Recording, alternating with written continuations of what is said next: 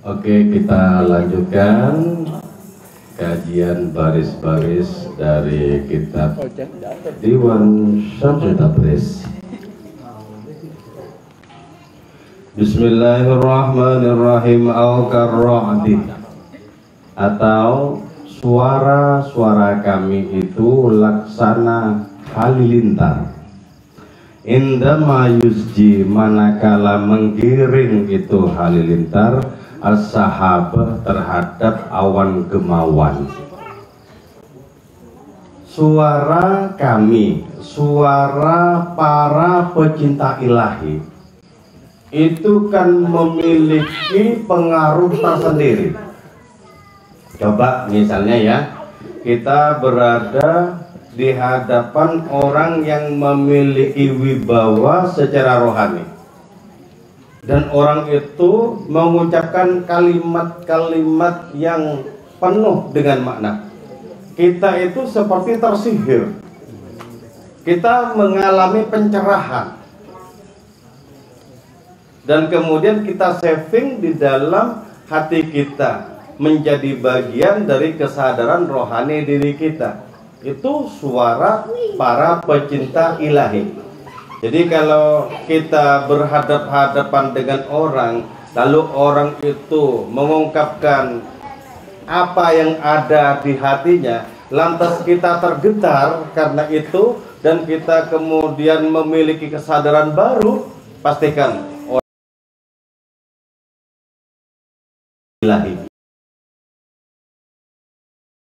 ilahi. Jadi suara para pecinta ilahi itu seperti lonceng di tengah kafilah, atau seperti halilintar ketika menggiring awan gemawan.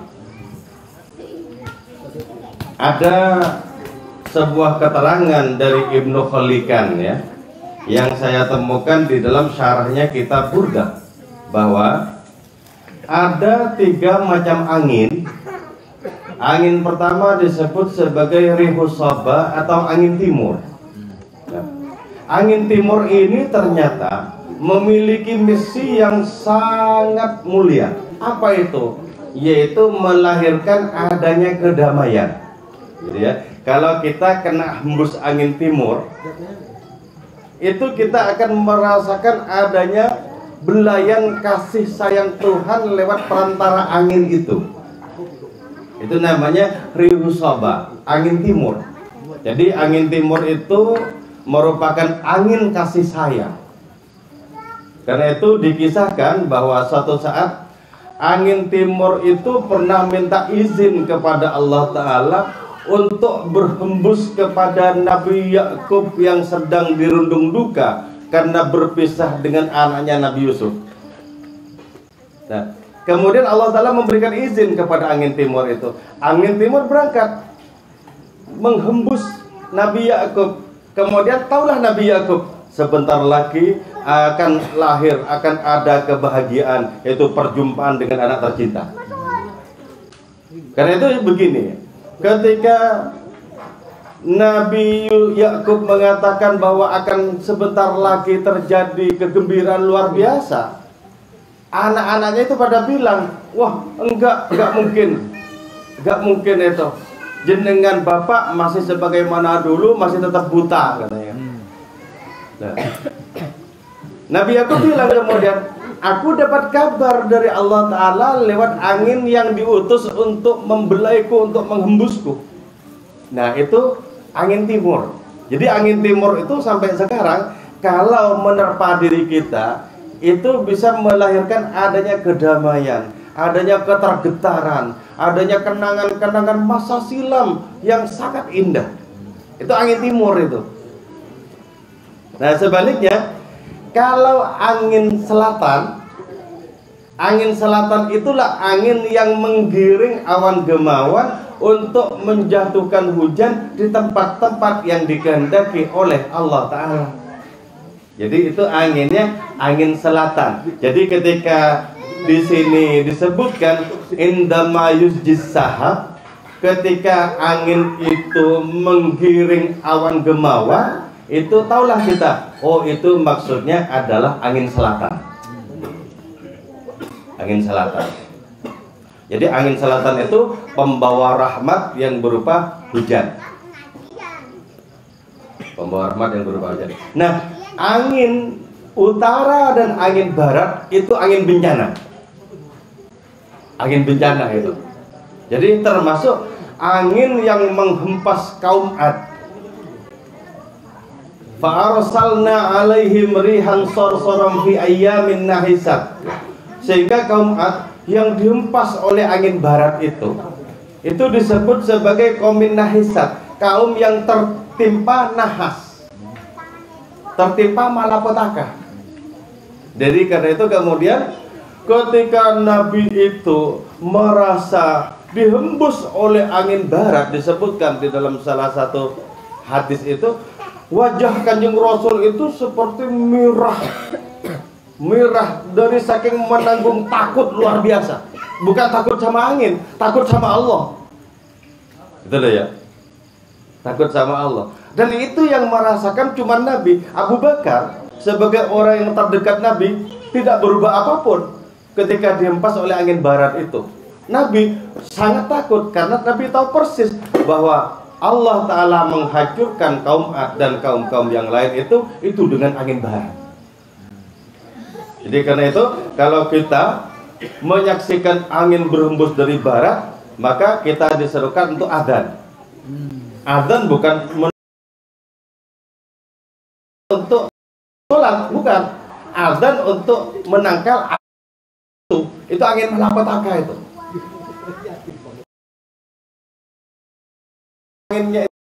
Jadi karena itu kalau ketika anginnya itu dari timur, keras apapun, insya Allah tetap angin kedamaian. Ya, suara para pecinta ilahi itu laksana angin selatan yang menggiring awan gemawan untuk menjatuhkan hujan sebagai rahmat untuk tempat-tempat yang dituruni hujan itu. Itu pengaruh dari suara para pecinta ilahi. Karena itu dengarkan suara para pecinta ilahi, maka hati kita akan merasakan getaran-getaran itu. Semakin baik, semakin bersih hati kita, semakin tergetar oleh suara para pecinta ilahi itu. Bahkan ya, ada seorang wali di Jawa Timur yang tidak bersuara, tidak berbicara apapun, tapi beliau tidur ditunggu banyak tamu. Beliau adalah Habib Abu Bakar di Baron Nganjuk. Tidak berbicara apapun, tapi kita menyaksikan wajahnya, kita bersalaman itu, getaran itu tidak bisa dibendung. Getaran itu padahal tidak berbicara apapun loh. Itu berarti apa? Lisanul hal afsahu min lisanil maqal. Bahasa tindakan, bahasa perbuatan itu bisa lebih fasih dibandingkan bahasa kata-kata.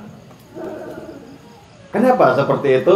Karena cintanya sedemikian bergemuruh kepada Allah Subhanahu wa Ta'ala, dan hidupnya berluapkan kasih sayang kepada sesama. Ya, jadi Maulana Rumi ketika menyebut kami di sini, beliau mewakili para pecinta ilahi. Karena itu, ya ayyuhal musafir, wahai engkau musafir, la tu'alliqil qalba bimanzilin ma, jangan engkau gantungkan hatimu pada tempat tertentu, ya. Jangan sampai hati itu tertambat kepada tempat-tempat tertentu. Bahkan di kalangan para sufi, ya, hati mereka tidak tertambat kepada rumah-rumah yang mereka huni, tidak tertambat. Kenapa? Sewaktu-waktu bisa ditinggalkan, sewaktu-waktu bisa mengucap sayonara kepada tempat itu. Jadi hatinya itu sudah bermukim di Allah. Orang yang hatinya bermukim di Allah, tak mungkin hatinya itu tertambat kepada tempat-tempat yang fana, termasuk rumah yang berjerih payah kita bangun. Makanya dalam konteks seperti ini lebih baik nggak punya rumah sebenarnya.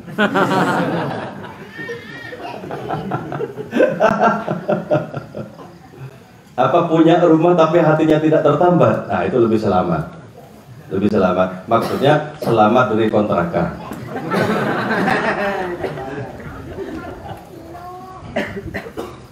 Tapi orang-orang yang berada di kontrakan, hatinya lebih luas. Kenapa? Sadar akan perpindahan-perpindahan itu. Jadi hidup punya kontrakan. Nah, itu. Jadi karena itu enggak usah terburu-buru ingin punya rumah. Sebab orang yang tidak punya rumah itu nasibnya mirip dengan Nabi Isa yang sama-sama tidak punya rumah. Tapi untuk yang sudah berumur, tidak punya rumah dan tidak punya istri, persis seperti Nabi Isa, nggak punya rumah dan tidak punya istri.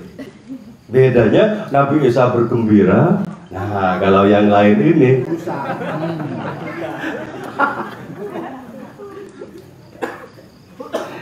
jadi karena itu kata Maulana Rumi, wahai musafir. Jadi ketika beliau menyapa para pembacanya dengan musafir, kita ini musafir, pastikan kita adalah musafir dari Allah al-awwal menuju Allah al-akhir. Musafir kita ini.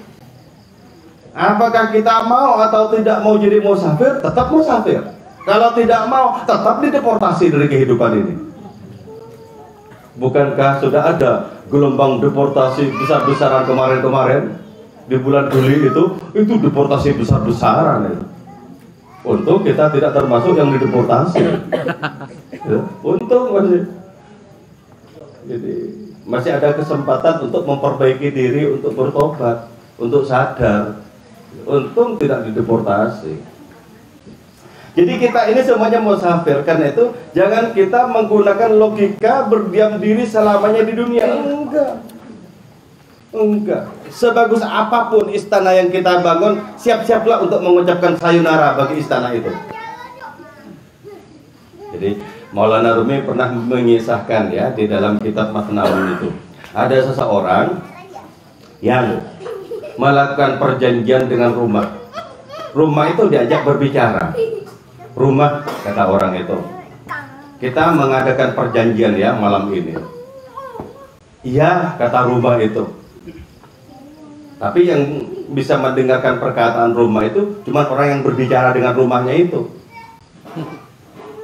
Iya, katanya. Perjanjian apa? Begini. Kalau suatu saat karena engkau sudah terlalu lama aku huni, engkau kemudian capek lalu mau roboh, ngomong dulu ya, ngomong dulu, sehingga kami bisa bersiap-siap untuk meninggalkan engkau dulu dan kami selamat, tidak tertimpa engkau. Baik, katanya kan? Baik. Perjanjian kita sepakati, baik, kata si rumah. Tapi beberapa tahun kemudian rumah itu ambruk. Dan orang yang melakukan perjanjian itu kaget bukan kepalang. Ini ingkar janji ini. Ingkar janji. Kemudian bilang orang itu kepada rumahnya, bukankah kita sudah ada dalam kontrak perjanjian bahwa engkau tidak akan roboh kecuali memberitahu aku dulu. Lah, aku kan sudah memberitahu kamu dari dulu. Lah kapan? Lah iya itu. Aku retak-retak itu sesungguhnya aku memberitahu, tapi kau tambal retak-retak itu. Aku sudah bocor-bocor di sana sini. Itu aku beritahu, tapi kau ganti pula gendengnya itu, ya kan? Nah, jadi aku tidak salah dong. Dari dulu aku sudah memberitahu. Kenapa kau protes kepadaku? Lah saya kira cuma retak biasa. Loh, nggak bisa dipahami secara subjektif seperti itu. Ini adalah tanda-tanda yang aku kirim kepadamu, tapi sayangnya engkau tak sadar-sadar. Nah, kemudian cerita ini dialihkan oleh Maulana Rumi bahwa datangnya sakit kepada diri kita itu sesungguhnya adalah datangnya perjamuan kematian. Jadi datangnya sakit sekarang sudah mulai encok, mulai gampang masuk angin. Itu tanda-tanda itu. Tanda-tanda, jangan bilang tidak ada tanda. Apalagi ubannya sudah mulai muncul di mana-mana. Tanda itu. Tanda. Jadi jangan kemudian kita kaget. Nah, nggak tanggung-tanggung lah ya. Nabi Yakub sendiri kaget. Nabi Yakub itu bikin perjanjian dengan malaikat maut. Malaikat itu jangan datang tiba-tiba, tapi ngasih tanda-tanda dulu sebelumnya. Kalau suatu saat jenengan mau cabut nyawaku, Baik, baik. Beberapa tahun setelah itu, tiba-tiba datang malaikat maut. Ada perlu apa malaikat maut? Mau mencabutmu? Loh, katanya mau mengirim tanda-tanda. Bukankah uban yang kukirim itu adalah tanda-tanda? Jadi karena itu kata kitab Burdah, kalau kita tidak bisa arif menghadapi uban, bahwa uban itu harusnya menunjuk kepada ketenangan dan kedewasaan jiwa seseorang. Kalau tidak bisa arif menghadapi uban, mending disemir saja untuk pura-pura tidak tahu. Jadi karena itu ya, uban itu harus kita antisipasi sebagai tamu peringatan. Antisipasi. Jadi kita itu harus memiliki kesiapan kapan saja. Sekarang, besok, kapan saja, asalkan kembali ke rahmatullah, ke rahmat Allah Ta'ala, gak masalah. Toh umur itu panjang atau pendek akan sama-sama dijemput oleh kematian. Umurnya Nabi Nuh berapa? Dalam Al-Quran disebutkan al-fasanatin illa khamsina ama, 1000 kurang 50, 950 tahun itu diutusnya. Sehingga di zaman Nabi Nuh itu generasi demi generasi tumbang, Nabi Nuh tetap hidup. Jadi mulai generasi pertama ya, generasi pertama itu yang seumuran dengan Nabi Nuh, umur 60-70 meninggal, Nabi Nuh tetap sehat. Nanti anaknya yang meninggal itu umur 70-80 meninggal, Nabi Nuh tetap sehat. Terus begitu. Jadi yang menyaksikan Nabi Nuh itu berabad-abad, yang menyaksikan Nabi Nuh itu generasi demi generasi. Akhirnya apa? Orang yang sudah menyaksikan di generasi ke-8 itu, ke-9 itu tanya, Nabi Nuh, gimana rasanya punya umur panjang, sepanjang-panjangnya kayak jenengan itu? Nabi Nuh jawab, saya seperti masuk dalam sebuah rumah lewat satu pintu dan akan keluar lewat pintu yang lain. Sama saja. Sama saja. Tetap disergap oleh adanya kematian. Tetap dideportasi. Yakinlah tetap dideportasi. Karena itu kemudian kalau kita mesti dideportasi, maka mintalah untuk dideportasi dengan seindah-indahnya. Ah, itu loh. Itu yang disebut husnul khotimah. Itu kan deportasi yang paling indah.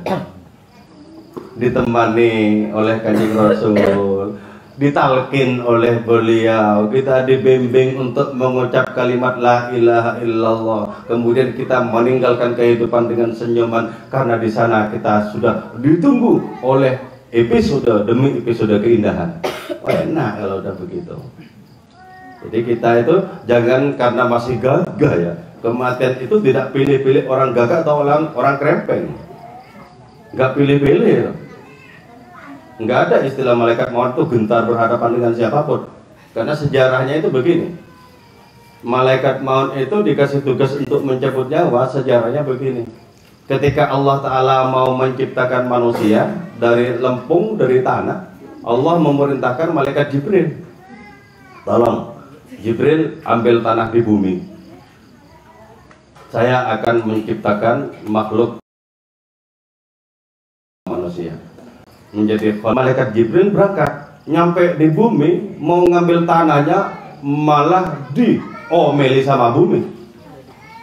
Jangan sampai ngambil tanah di bagianku, katanya kan. Kalau nanti hanya akan menjadi makhluk-makhluk yang tidak becus. Jangan. Jadi disumpah serapai sama bumi, malaikat Jibril itu balik kosong, tangan kosong kepada Allah Ta'ala. Ya Allah, tidak bisa mengambil tanah. Kenapa? Malah buminya menceramai saya. Ngutus malaikat Mikail begitu juga, Israfil begitu juga. Ketika mengutus malaikat Azrail alias malakul maut itu, tetap saja diambil. Jangan diambil, tetap saja diambil. Ini perintah kok. Jangan diambil, ini perintah. Aku tidak mungkin patuh kamu, aku patuh yang memerintahkanku. Nah, kemudian ketika Allah Ta'ala berhadapan dengan malaikat Azrail yang membawa tanah dari bumi untuk dibikin manusia itu, maka kemudian Allah Ta'ala berfirman, karena engkau tega mengambil tanah di bumi untuk kujadikan khalifahku, maka tugasmu adalah mencabut nyawa. Nah, itu. Jadi karena itu enggak pilih-pilih itu. Enggak pilih-pilih malaikat Azrail itu. Tugasmu adalah mencabut nyawa. Tapi setelah dikasih tugas seperti itu, muncul juga adanya keraguan dalam diri malaikat Azrail itu. Ya Allah, Mbok jangan langsung mencabut nyawa. Ya gimana? Mau kasih perantara-perantara biar aku tidak dimusuhi manusia. Jadi perantaranya itu apa? Sakit, tabrakan, itu perantara-perantara itu. Sesungguhnya tidak ada hubungan antara mati dengan perantara, itu tidak ada hubungan sesungguhnya. Jadi gitu ya. Jadi malaikat Azrail ngambil tanah di bumi. Karena itu disebutkan bahwa untuk orang-orang yang suka bertengkar karena warisan itu mungkin ngambilnya dari tanah sengketa.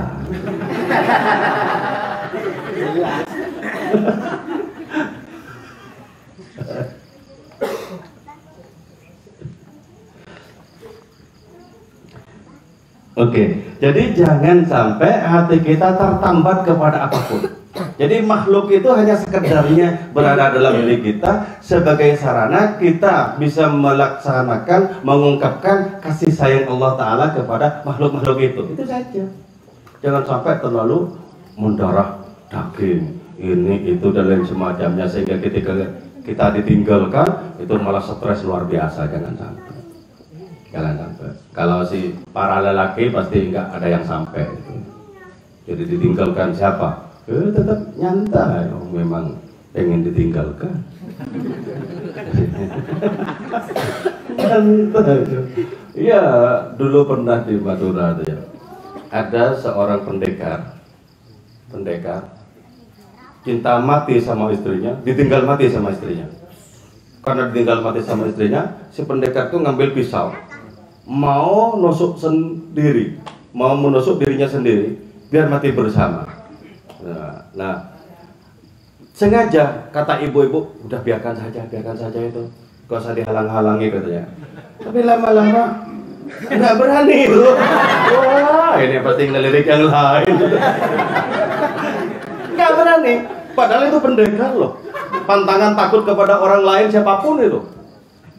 Jadi ketika istri yang paling dicintai meninggal, tusuk enggak. Wah, nanti malah aku yang rugi. Malah disurai sama orang lain. Wah, ternyata bukan pendekar kalau sudah berhadapan dengan perkara itu. Jadi sekedarnya.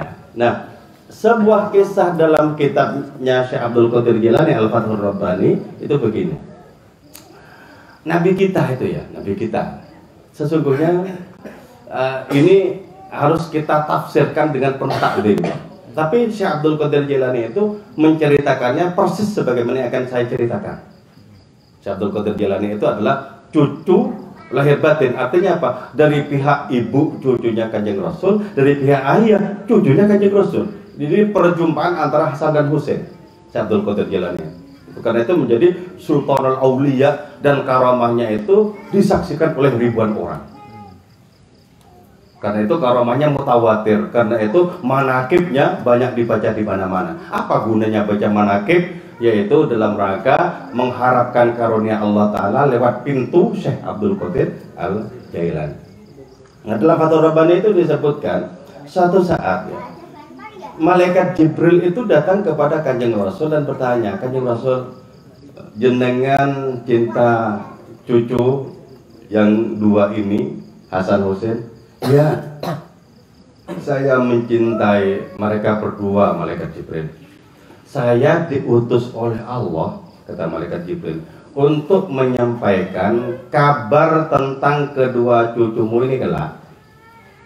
Si Hasan ini akan diracun oleh orang terdekatnya sendiri. Si Husain ini lebih parah, nanti akan dibelah. Nah, kemudian kata Syekh Abdul Qadir Jilani, Kanjeng Rasul mengambil jarak dari kedua cucu ini.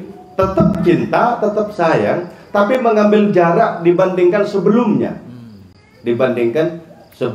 Makanya kita tahu kemudian ya, kenapa Kanjeng Rasul itu mengecup bibirnya Hasan dan sekaligus itu mencium lehernya Husain.